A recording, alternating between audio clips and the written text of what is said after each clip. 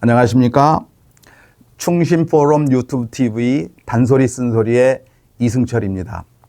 오늘은 다양한 상담의 전문가이신 백석대학교 김인기 교수님을 모시고 좋은 이야기를 듣도록 하겠습니다. 김인기 교수님 안녕하십니까? 네, 안녕하십니까. 네. 반갑습니다. 네. 오늘은 진로에 대한 의미와 입학 시즌이기 때문에 학생들이 대학을 어떻게 선택을 하고 전공을 어떻게 선택을 하면서 어떤 것을 우선순위로 해야 되는지에 대해서 한번 같이 이야기해 보도록 하겠습니다. 네, 감사합니다. 정말 귀한 걸음해 주셔서 감사합니다. 사람들이 진로란 말을 많이 하는데요. 진로의 의미에 대해서 간략하게 좀 말씀해 주시기 바랍니다. 과거에는 직업이란 의미로 있어서 굉장히 단순하고 간단했었는데 이제 진로라는 의미로 확대되면서부터 굉장히 중요시 되었다고 봅니다. 진로라고 하는 것은 한 개인이 태어나서 죽을 때까지, 그러니까 전 생애 기간이라고 볼 수가 있겠죠. 네. 그 전 생애 기간 동안에 일어나는 모든 일들과 직업들의 총체라고 이야기할 수가 있겠습니다. 네. 오늘 제가 이렇게 유튜브 촬영을 하는 것도 저에 있어서는 진로의 한 중요한 사건일 수도 있습니다. 네. 그래서 개인이 어떤 진로 발전을 하기 위해서는 미리 지금부터 항상 10년을 내다보면서 준비하고 목표를 정하고 꾸준히 노력을 하는 것이 네. 개인의 어떤 자아 실현과 이런 성공적인 삶을 살 수 있다는 측면에서 진로라는 것을 항상 마음속에 두고 내 평생 동안 이루어야 될 상황이라고 생각을 하면 굉장히 중요한 의미라고 생각을 합니다. 네. 인생에 있어서 크게 이제 두 가지 선택이 굉장히 중요하다고 하죠. 하나는 지금은 약간 의미가 좀 축소되긴 했지만 결혼이라는 선택, 그리고 누구나 피해갈 수 없는 직업 선택이 있는데요. 특히 직업 선택이 왜 이렇게 중요한지에 대해서 말씀해 주시기 바랍니다. 예, 사장님께서는 결혼 잘했다고 생각하시죠? 저는 제 인생의 가장 훌륭한 선택이었다고 생각합니다. 저도 마찬가지 같습니다. 다 그렇게 얘기를 해야 되겠죠. 집사람이 보고 있으니까요. 예. 그래서 직업 선택이 중요하다는 것은 다 알고 있는 사항이지만은 제가 요즘 젊은이들이 자신의 어떤 꿈을 좀 잊어버리고 또 이 아르바이트를 직업인 양 전전하면서 살아가는 모습을 보면은 너무 마음이 안타깝고 아픕니다. 네.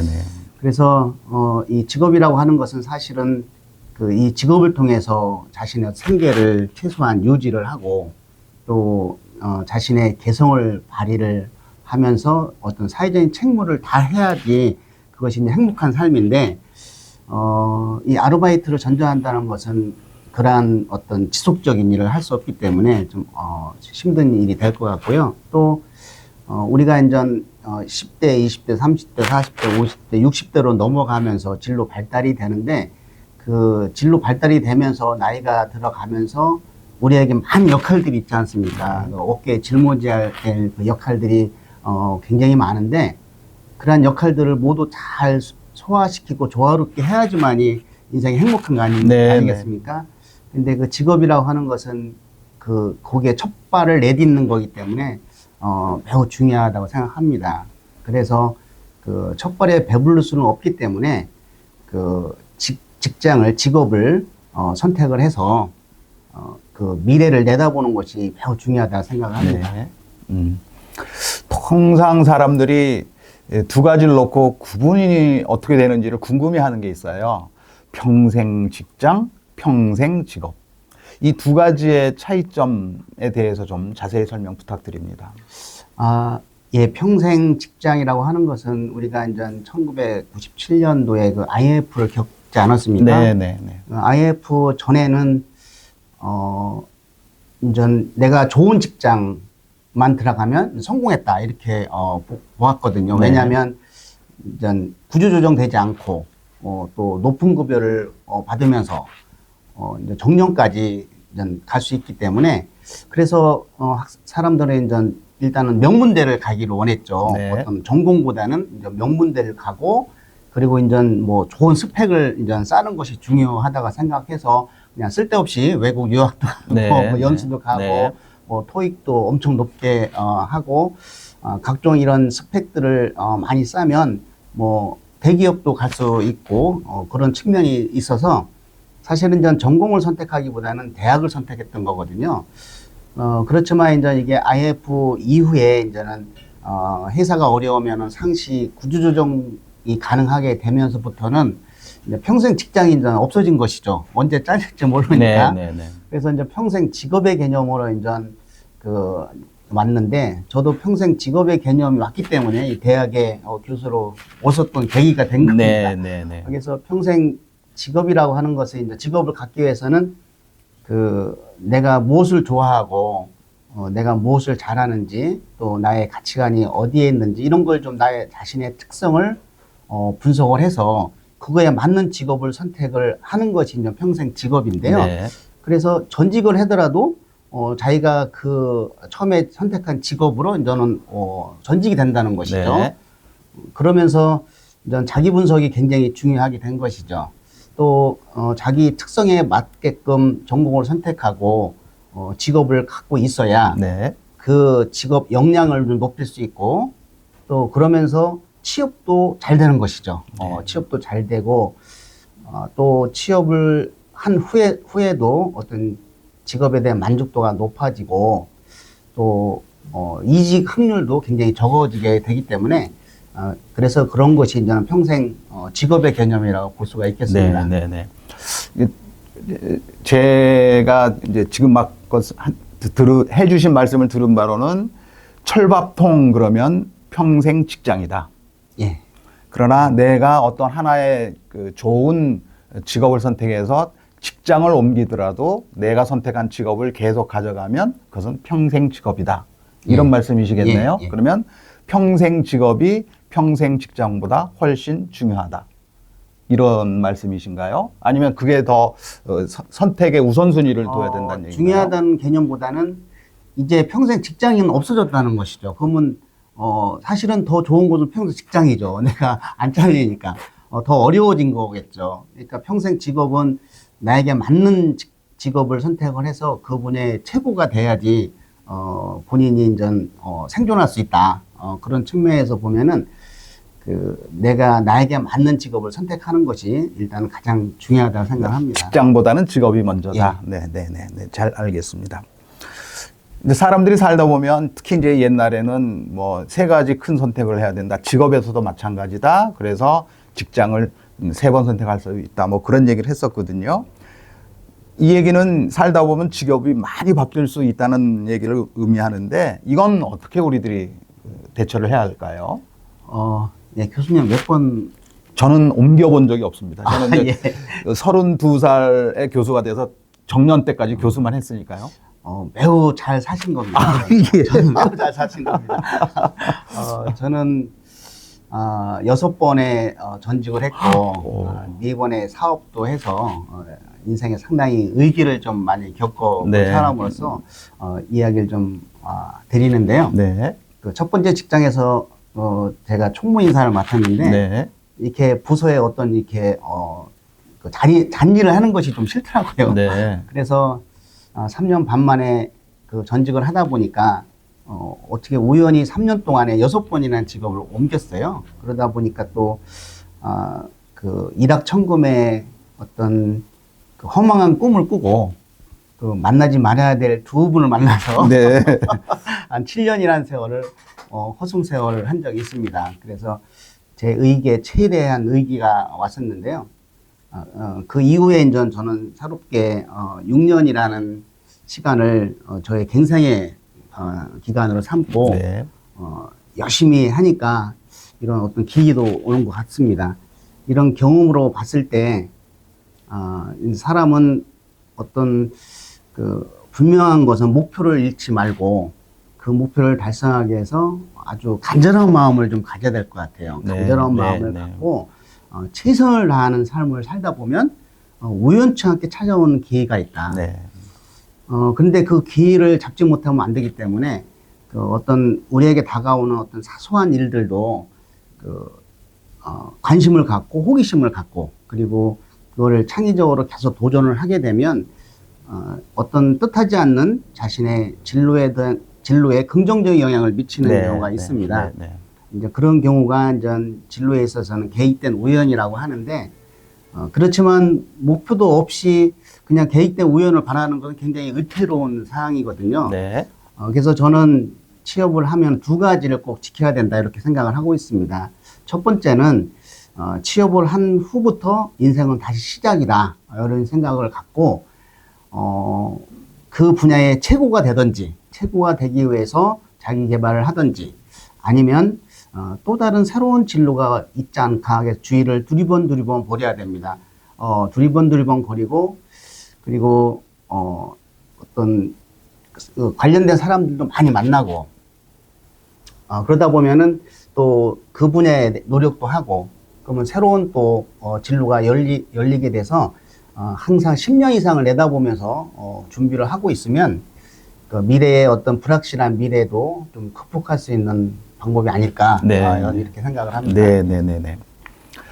지난 11월 16일에 이제 2023년에 2024년을 위한 수능이 치러졌고요. 응시 인원이 50만 4,588명이었다고 제가 기사를 본 적이 있습니다. 그리고 곧 12월 8일 금요일이죠. 성적표가 개인에게 이제 송부가 된다고 하는데 이 얘기는 지금이 이제 쉽게 말씀드려서 대학교 입학 시즌이다라는 이제 말씀이죠. 이 수능을 치른 예비 대학생들이 어떤 방식으로 대학과 학과를 선택해야 되는지 여기에 대해서 조언을 좀 부탁드립니다. 예, 그게 가장 중요할 것 같습니다. 전 특이하게 우리나라 이제 대한민국이 보면은 고등학교 때까지는 자신의 진로를 많이 좁혀져 있고 근데 좁혀져 있어서 원하는 곳으로 가는데 대학에 와서는 다시 진로가 너무 확장이 돼서 굉장히 혼돈을 겪는 그 체계가 특이한 게 이제 대한민국의 네. 진로 측면인데 저는 일단은 대학의 어떤 입시 환경을 좀 살펴봐야 되겠다는 생각을 합니다. 첫 번째는 그 어떤 기술의 빠른 발전을 인해 가지고 이제는 하나의 전공으로 평생 살아가기가 굉장히 어렵게 됐다. 또 하나의 직업으로 살아가기도 좀 어려운 상황이 이제 처해지는 시대가 좀 올 것 같습니다. 네, 네. 그러다 보니까 이제 뭐 인공지능이라든지 이런 신기술로 인해 가지고 융복합 전공도 굉장히 필요할 것 같은 생각이 들고요. 네. 그래서 뭐 자연 계열 쪽의 국문학과가 AR가 접목되면 네. 이제 글도 AR로 이제는 쓸 수가 있고 또 의과대학이 또 AR가 접목되면은 이제 진단 체계가 또 바뀔 수도 있고 네. 또 기계공학이 또 그 AR이 접목되면은 요즘 자율주행 자동차도 네. 되고 있기 때문에 그러한 측면을 좀 많이 첫 번째는 좀 고려해야 될 것 네. 같고 두 번째는 이제 지금 시험 본 사람이 56만 50만 예. 4,588명이라고 제가 이제 기사를 봤습니다. 그러면 이제 2023년까지는 대학에 그렇게 학생들이 좀 들어갈 인원이 좀 있네요. 네, 네, 네. 그래서 일단은 약간 저출산으로 인해 가지고 그 대학이 이제는 과거에는 대학이 학생을 선발하는 과정이라고 보면 지금은 이제 미달된 학과도 굉장히 많지 않습니까? 네. 그러니까 학생이 대학을 선택을 해야 된다. 네, 네. 그렇기 때문에 그 중에서도 이제 전공을 선택하는 시대가 왔다. 네. 그래서 이제 학생들이 이제는 들어가는 학생 수는 적고 대학은 많고 그래서 이 전공을 자기가 맞는 전공을 선택할 수 있는 저류의 기회가 이제 오고 있지 않나 네. 이런 환경과 세 번째는 전공을 선택해야 되는 이유가 분명한 게 있습니다. 네. 가장 우리가 졸업하고 중요한 게 취업이 있지 않습니까? 그래서 요즘 취업 시장을 살펴보면은 이제 블라인드 채용이 이제는 활성화되고 그게 이제 확산되고 있습니다. 이제 블라인드 채용이라고 하는 것은 학벌이라든지 뭐 자기에게 취업에 도움이 될 만한 가족상, 뭐 아빠 찬스, 뭐 이런 거 전부 이제 없애는 거잖아요. 그런 정보를 없는 상태에서 예, 진행하는 예. 거죠.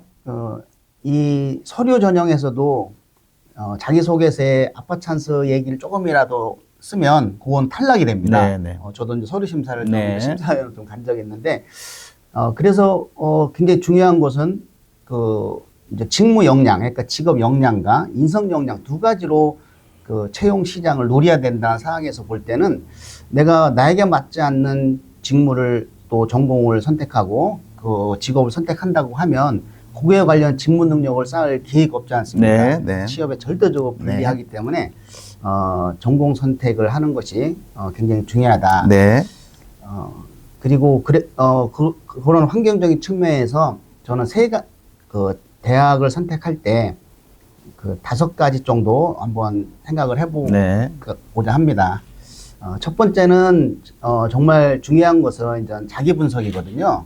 자기 분석인데 대부분 아마 고등학교 때 다 자기 분석을 했을 거예요. 뭐 흥미 검사, 네. 나는 내가 좋아하는 게 뭘까? 그래서 그 분야에 대한 직업도 살펴봤고 또 내가 잘할 수 있는 것이 뭘까? 하고 적성도 살펴봤는데 그거를 다 이제 잊어버리고 입시할 때는 대학 볼 때는 다 잊어버리고 그냥 성적에 맞춰서 대학을 가는 게 보편적이라고 네. 보면 굉장히 위험한 것이죠. 네. 그래서 다시 한번 그 자기 분석을 하고 또 3가지, 그러니까 흥미, 내가 무엇을 좋아할까, 또 내가 무엇을 잘할까, 적성, 그리고 가치관도 살펴봐야 됩니다.